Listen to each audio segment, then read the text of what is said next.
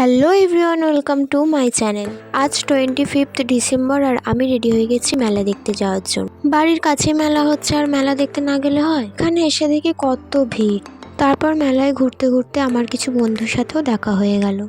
প্রথমে দেখা হলো সাথী রূপসার সাথে, তারপর দেখা হলো সৌমি, শ্রুতি, সৌমেন, সৌভিক আর স্বরাজদার সাথে।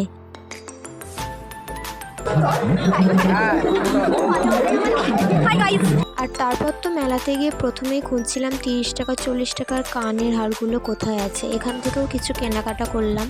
তারপর বাচ্চাদের রাইডসগুলোর কাছে এসে যেন মনে হচ্ছিল আমিও বাচ্চা হয়ে যাই। ছোটোবেলায় এই মিকি মাউসগুলোতে চাপতে কার না ভালো লাগতো। তারপরেই চলে এলাম এই খাবারের জায়গায়। মেলাতে এসে কিছু না খেলে হয়? বেশি কিছু খাইনি, শুধু একটু ঘুগনি আর একটা চপ খেয়েছি। আর তারপর বাড়িতে এসে ডিনারে ছিল রুটি আর চিকেন।